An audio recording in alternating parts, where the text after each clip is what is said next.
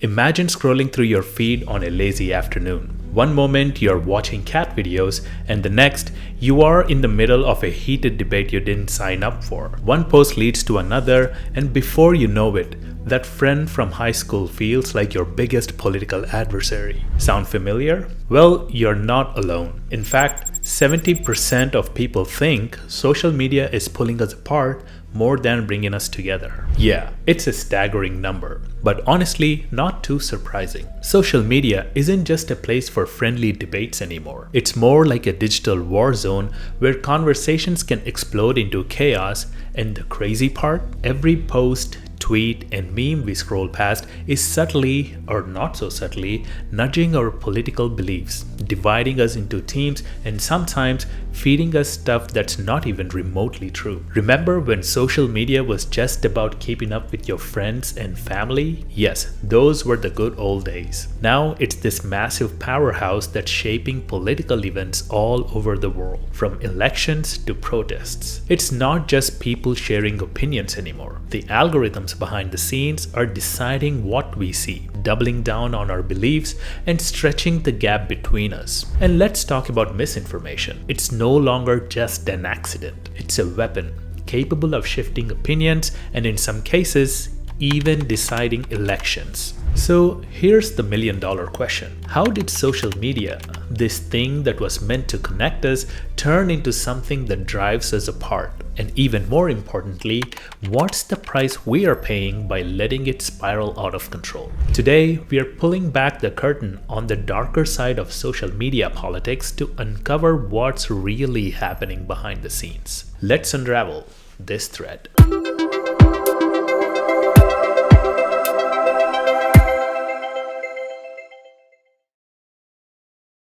Social media started off as a way to keep in touch, just a simple tool for staying connected. But it has grown into something way more powerful, completely reshaping how we interact with politics. Take the Arab Spring, for example. Platforms like Facebook and X weren't just for sharing memes. They became tools for people to organize protests, challenge oppressive governments, and shine a global spotlight on their struggles. Fast forward to 2016 US elections, and we saw just how much influence social media could have. Campaigns and even foreign players used it to shape opinions and impact voter decisions. That's when the game completely changed. But here's where things take a darker turn. Social media algorithms aren't just showing us what's popular, they're amplifying the most divisive and attention-grabbing content, even if it's totally misleading.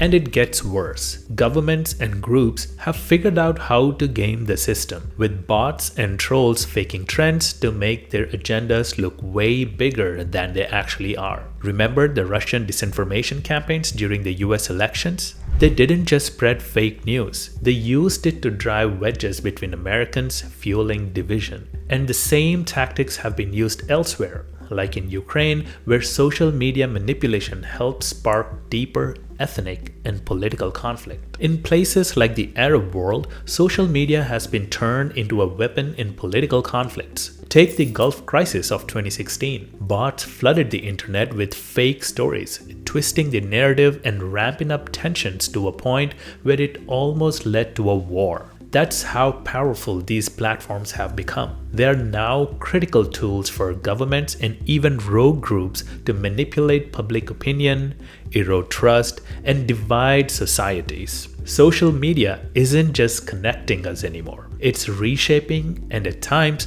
weaponizing public sentiment for political agendas. Alright, let's break it down. How do social media platforms actually decide what pops up on your feed? And how does that mess with what we believe and how we act? Let's start with algorithms and how they fuel polarization. These little pieces of code running behind the scenes are built to keep you glued to your screen. How?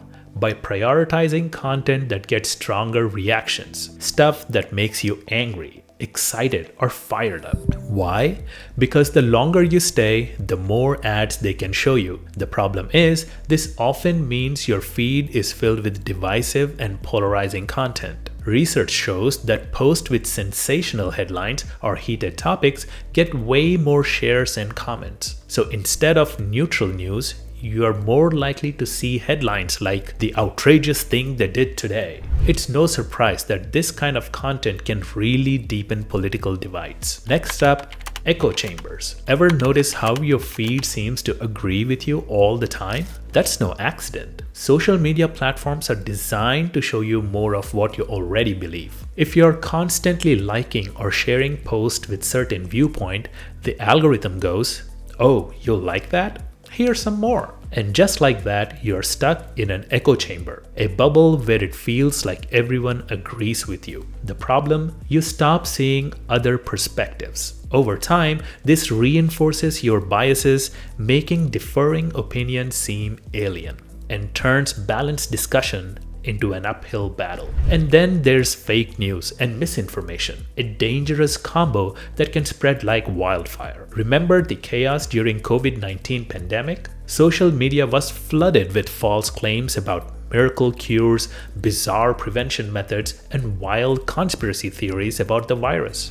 The problem is, this kind of misinformation doesn't just stay online, it spills into the real world. Once fake news goes viral, it's almost impossible to fully undo the damage, even if platforms issue corrections later. And finally, let's talk about targeted ads, especially in politics. Ever wonder why you see some ads and not others? It's called micro-targeting. Political campaigns use your browsing habits, likes, and even past interactions to figure out what you care about most. Then they create ads just for you. For example, during an election, one group might see ads about tax cuts while another group gets ads about healthcare, each tailored to push the right buttons. The scary part? Most people don't even realize they are being influenced in such personal and calculated way. All these mechanisms, algorithms, echo chambers, fake news, and targeted ads work together to create an ecosystem where social media doesn't just reflect our divides, it amplifies them. That's why it's so important to understand how these platforms actually operate. The more we know, the better equipped we are to make smarter choices about what we consume online and how it shapes our views and lives. Now, let's take a closer look at how social media's role in politics is shaping not just our society, but also our personal lives, often in ways we don't even realize. First, let's talk about division and trust, or more accurately, the lack of it. Social media has this way of amplifying our political beliefs. At first, that doesn't sound like a big deal, right? But it quickly snowballs, turning disagreements into deep divides. Heated online debates often spiral into us versus them battles. And it's no wonder that over 70% of people think social media actually make political division worse. But here's the thing. This mistrust doesn't just stay online. It spills over into how we see the media, the government, and even each other. With so much conflicting information out there, people start questioning what's real, and when trust erodes, the very foundation of our society starts to crack. Now, let's talk about the toll social media takes on our mental health. Ever spent hours scrolling through political posts only to log off feeling anxious, angry, or just plain hopeless? You're not alone, and there's even a term for it: doom scrolling. Constant exposure to political conflict and negativity can be absolutely draining.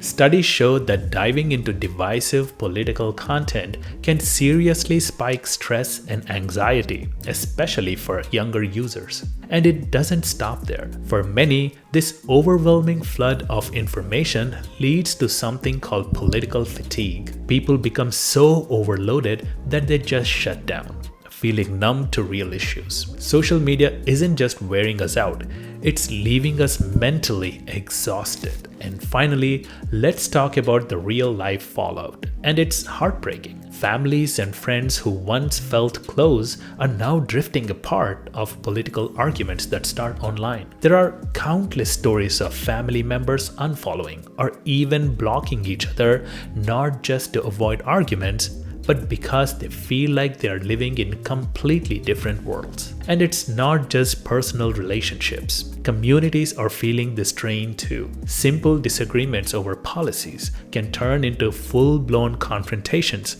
making it harder for neighbors to come together even on basic issues. What's worse is that these divides aren't staying online, they are seeping into our private lives, creating walls where there should be connections. All this constant exposure to politically charged and, let's be honest, often toxic content isn't just shaping what we think, it's influencing how we feel, how we see the world, and even who we choose to spend our time with. The good news? Understanding these impacts can help us hit pause and think more critically about how we interact with political content online. Social media companies, governments, and even regular users are stepping up to tackle misinformation and political manipulation. But let's be real, it's not an easy fix. The effort is there, but the challenges are huge, and the progress is slow. Let's start with what the platforms are doing. Facebook, X, YouTube,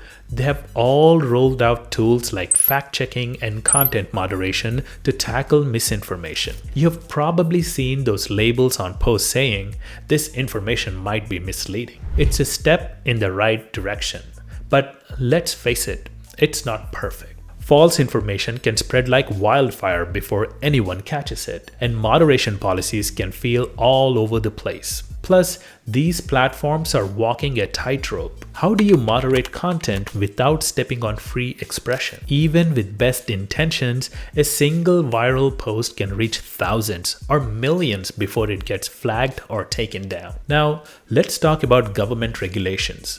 In the US, there is a lot of buzz around something called Section 230. It's a law that protects social media platforms from being held responsible for what users post. Some people think it lets platforms dodge accountability, while others argue it's crucial for protecting free speech online. Meanwhile, over in Europe, the EU is stepping up with Digital Services Act. This law pushes platforms to be stricter about content moderation, take quicker action against harmful posts, and be more transparent about how their algorithm works. These are important steps, but they raise a bigger question. Who gets to decide what's true or acceptable online? It's a tricky balance between regulation and freedom. Lastly, let's talk about grassroots movements, the real game changers, empowering everyday users to take control. Nonprofits and community groups are stepping up to promote media literacy,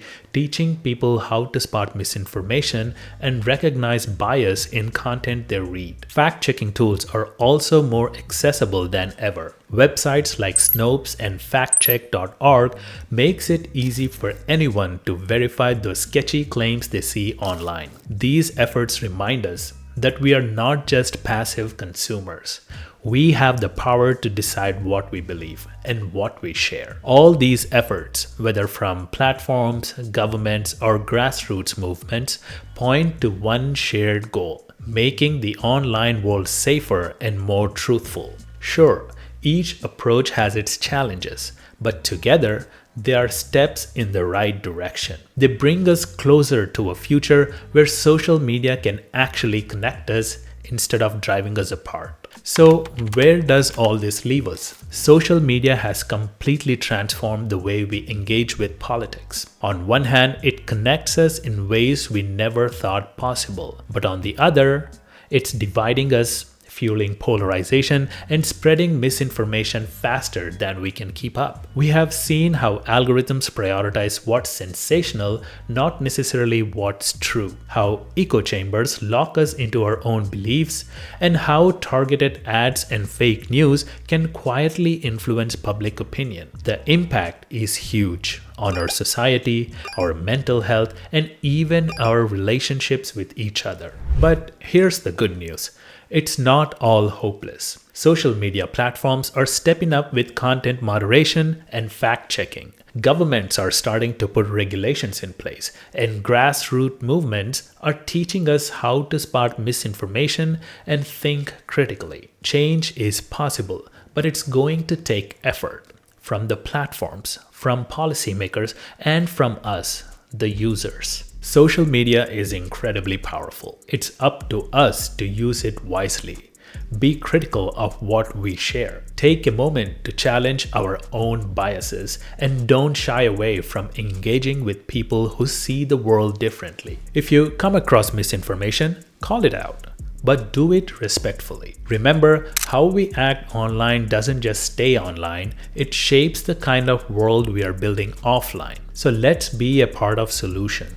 Remember that heated debate with your high school friend we talked about at the start? What if, instead of pushing us further apart, social media helped us reconnect? That starts with how we use it. By being mindful of what we share, challenging our own biases, and engaging respectfully, we can take back control of our feeds. Social media has the power to bring us together, but only if we make the effort. So let's be a part of the solution and build a more connected world both online and off. If any of this resonated with you, let's keep the conversation going. Like this video, share it with your friends, and drop a comment below.